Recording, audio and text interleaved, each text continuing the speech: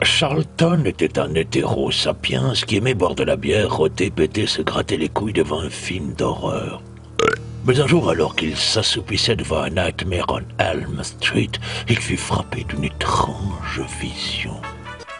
Une boule mauve tournoyait falacement dans son dos. Charlton, sursautant comme un moustique sur le cul d'un vampire, prit conscience qu'il était en train de faire un cauchemar et se mit à rire. Et s'assoupit à nouveau quand apparut un danseur moustachu aguicheur. Que se passait-il? Qui était donc cet inconnu qui lui faisait du crinque? Tu aimes les inconnus? Charlton s'étant réveillé brutalement, les orteils dégainés et le cœur battant comme un zombie dans un fast-food vegan, comprit qu'une puissance maléfique voulait l'homosexualiser. Le canailler, le coquinouiller. Non, cria Charlton, je ne veux point de toi, homme moustachu à zizi.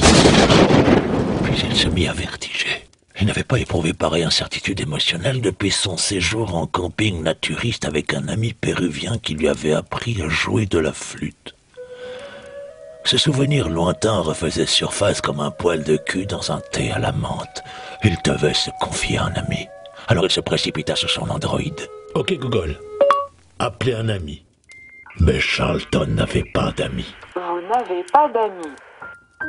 Il contacta alors Fred Kruger, un voyant extralucide marabout retour d'amour et de richesse, qui lui expliqua, après un débit de $300, que le seul moyen de combattre cet esprit maléfique était de l'attraper dans son rêve pour le matérialiser, puis lui tourner le dos pour le vider de son énergie. Mais Charlton avait juré sur le lit de mort de sa pauvre mère, une brave femme qu'il avait allaitée jusqu'à ses 35 ans, que jamais il ne se retournerait devant un moustachu pour le vider de quoi que ce soit.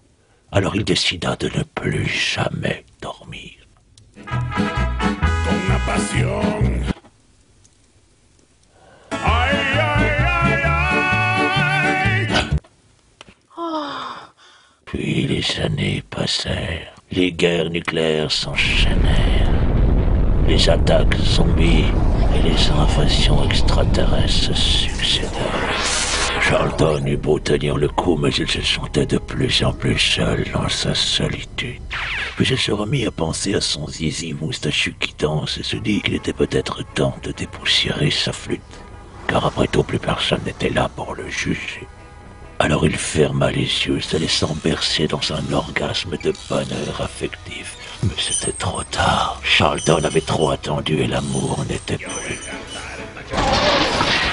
Il était anéanti comme une pétasse à lendemain de solde. Charlton aurait pu connaître l'amour, mais sa pudeur avait eu raison de lui.